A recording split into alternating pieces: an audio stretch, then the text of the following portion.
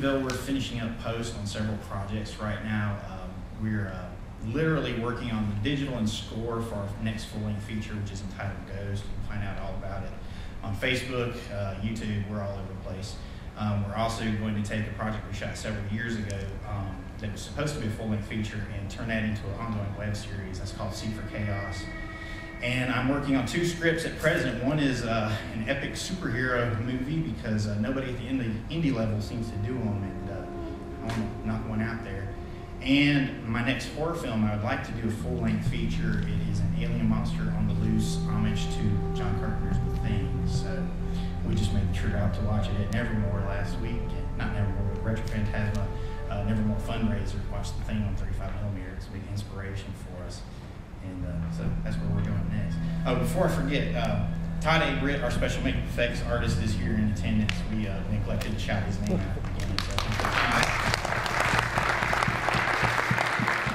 next question.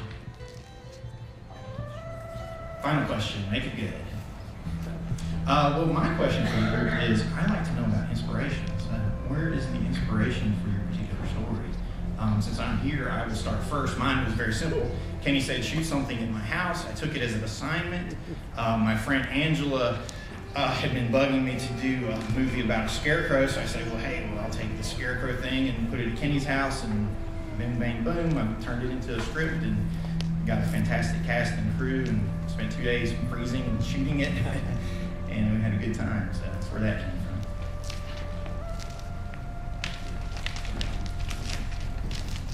You wanted to know specifically about the project? Yes. So that written by was brought in. I'm a member of along with Stephanie Bell here, member of a 15-person strong film group in Los Angeles. We pay dues every month and we make films together. It's kind of films by the group, for the group. So what we do is we write them, we cast them, and produce them. And we've done, I think, 14 of them in about 6 years. It's been a little while since we've done one. Written by was the last one that we did. It was brought in by somebody. We developed it together, and then it was written, and someone was going to direct it. Wound up not directing it. They asked me to direct it, and then I kind of was very inspired by '90s cinema. It's kind of when I kind of came into my filmic self. So I just kind of I took what they had and I infused it with that sensibility, and that's kind of how we got that.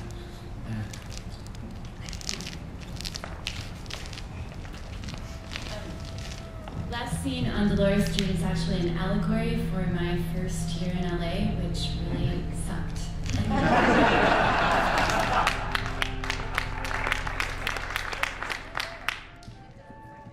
Muderabilia was inspired by the $1 trailer that we purchased. So me and the writer were walking around my dad's property trying to figure out what we could film because we knew that we had to have a big piece of property. So he saw the dollar trailer, and that it was born from there.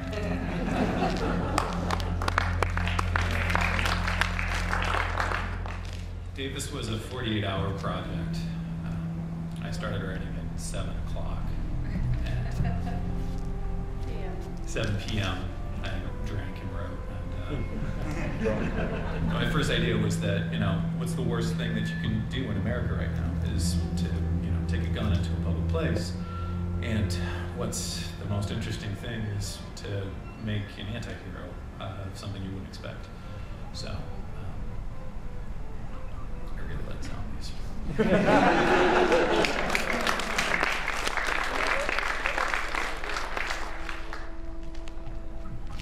Okay, See the Dead. It was actually a pulp horror idea that I had kicking around in my head for quite some time, and it was announced that George Romero was going to come to Charlotte, and we were going to have a film competition in his honor, which he would then judge. And at that point in time, I decided, we'll pull this script out. I'll pepper it with a lot of things that I felt George would like. And it was very much a fan film. It's my only fan film.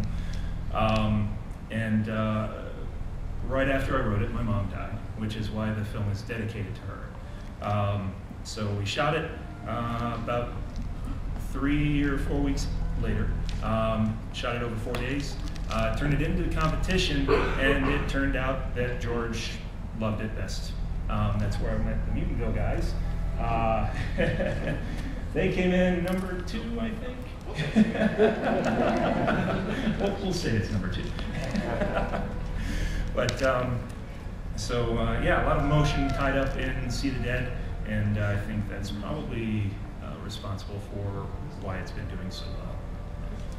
Cool.